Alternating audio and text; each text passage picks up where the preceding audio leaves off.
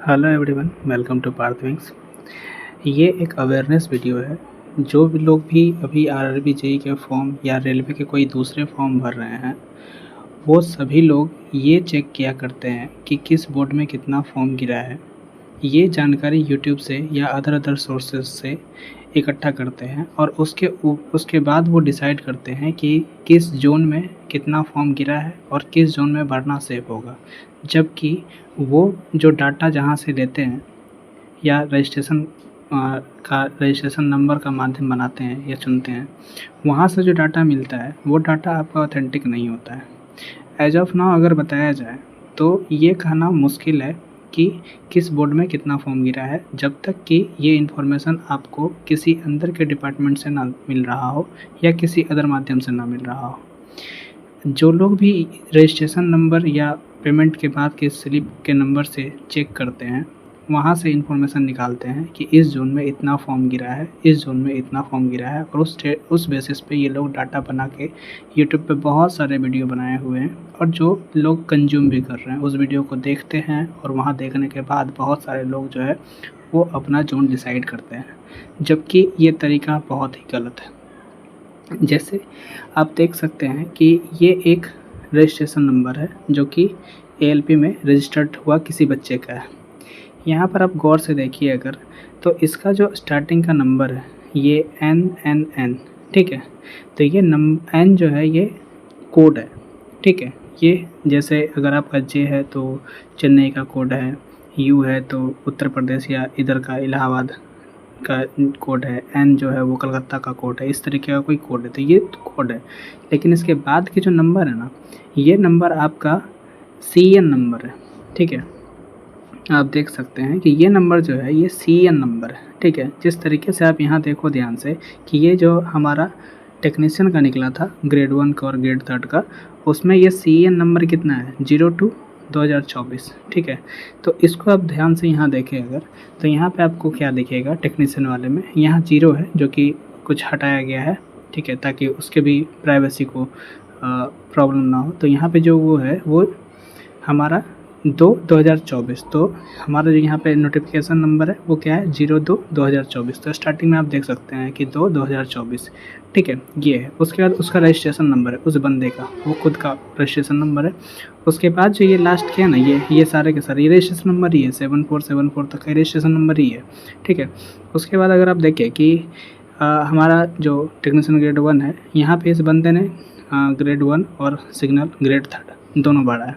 तो जो भी ये दोनों फॉर्म भरे हैं उनका ये एक एक्स्ट्रा नंबर दिखेगा, जैसे 1 और 3 इसमें दिख रहा है। अगर कोई एक भरा है तो उसका एक ही दिखेगा, ठीक है। सेम अगर आरपीएफ में आप देखें, इस बंदे ने आरपीएफ को भरा हुआ है, तो आरपीएफ में ये आप देख सकते हैं कि यहाँ लास्ट में नंबर नहीं है, ठीक है। यहाँ पे एस है, तो यहाँ पे नंबर ऑफ कैंडिडेट तो नहीं बता सकते ना। जैसे आप यहाँ देखो एग्जांपल लिया गया है ये वाला में कि जैसे ये जो नंबर मिटा हुआ है यहाँ पे अगर हम लोग ले लें 324056, इस तरीके का नंबर है। तो यहाँ पे आप देखेंगे कि ये सब में नंबर वही कॉमन है, 747474 पे अंतिम हुआ है, ठीक है, सारा का सारा। तो ये वही नंबर है, ठीक है। एस यहाँ है, एस का मतलब यहाँ हो जाता है कि इसने सब इंस्पेक्टर भरा है, ठीक है, आरपीएफ का, इसलिए ये एस है। सेम उसी तरीके से यहाँ भी है। तो ये जो आप लोग उठाते हो ना डाटा, और जो भी वो बताता है कि यहाँ से हमको रिमूव करना है, ये लास्ट का नंबर है, ये नंबर बताता है हमको कि कितना फॉर्म गिरा है, ऐसा कुछ नहीं है, ठीक है। जो लोग भी किसी एक, जैसे इस बंदे का क्या है कि इस बंदे का एक डिवीज़न में सारा फॉर्म गिरा हुआ है, तो यहाँ से सारा का सारा डाटा निकल सकता है। और भी अगर आप दूसरे डिवीज़न का भी देखोगे तो उसमें भी ये बात आपको सिमिलरिटी मिल जाएगी।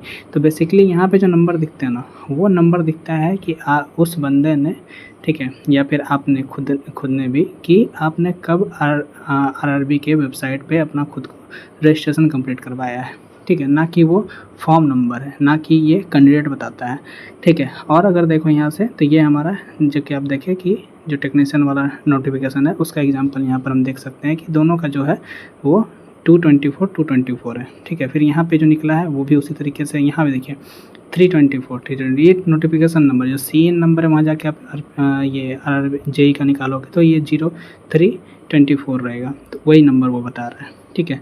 तो इसको नहीं समझे आप लोग कि ये हमारा कैंडिडेट का संख्या बता रहा है, इस तरीके से जो भी बता रहे हैं वो फेक है, वो सही नहीं है।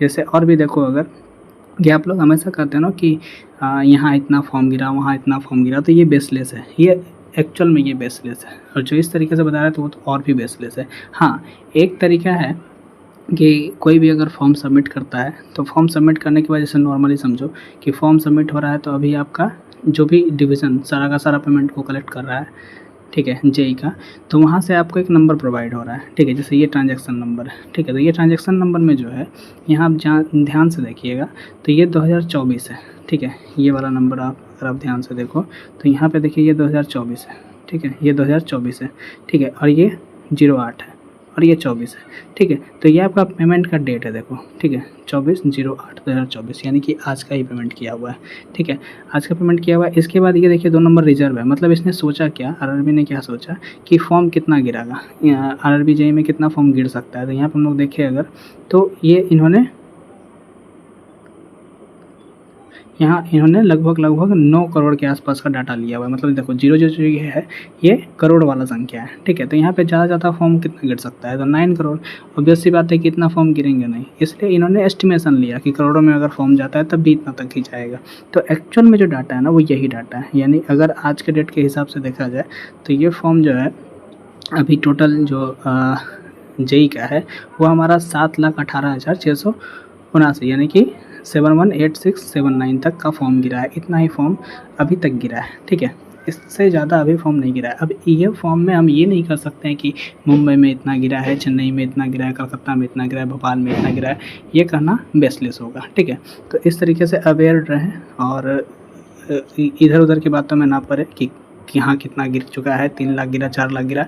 एक्चुअल में आप अगर ध्यान से देखो कि जो बहुत सारे वीडियो में क्या बताता है कि मुंबई में 3 लाख गिर चुका है, या फिर चेन्नई में हमारा 2 लाख गिर चुका है, या फिर कोलकाता में 2-2.5 लाख गिर चुका है। तो इस तरीके से अगर आप डाटा को मिलाओ तो 2-3 लाख हो गया आपका मुंबई का, 2 लाख हो गया आपका चेन्नई का, 3-2 5 लाख, और 2 लाख आपका हो गया कलकत्ता का, तो 7 लाख। तो 7 लाख इसी 3 में हो गया। तो बाकी का जो जोन है उसमें तो फॉर्म गिरा ही नहीं, इसका मतलब, ठीक है। तो इस तरीके से जो भी डाटा पब्लिश हो रहा है वो सब के सब फेक है, ठीक है। आप बस इतना ध्यान रखो कि ये हमारा एक्चुअल डाटा है जो आ रहा है, इतना फॉर्म गिर चुका है, ठीक है, आरआरबी जेईई के लिए। और इसके अलावा जो जोन वाइज है, जोन वाइज जो कितने फॉर्म गिरे हैं, तो ये जब तक कोई ऑथेंटिक डाटा अंदर से नहीं रिलीज होता है, जब तक कोई अंदर के किसी बोर्ड से, कोई डिपार्टमेंट से लीक ना करे, तब तक आपको ये जानकारी नहीं मिल सकती है। इसलिए अफवाहों पे ध्यान ना दें, चुपचाप अपना जिस भी जोन में आपको अच्छा लगता है, वहाँ आप कंफर्टेबल महसूस करते हो, उस जोन में आप फॉर्म डालो और चुपचाप तैयारी करो, ठीक है। बाकी इन सारी चीज़ों में पढ़ने का कोई फ़ायदा नहीं है, ठीक है। तो ऑल द बेस्ट। ये एक वीडियो सिर्फ अवेयरनेस पर्पज़ से था, ताकि आप इधर उधर के टाइम बर्बाद मत करो और अपने काम पे ध्यान दो, ठीक है। मिलते हैं किसी नए वीडियो में, तब तक के लिए जय हिंद।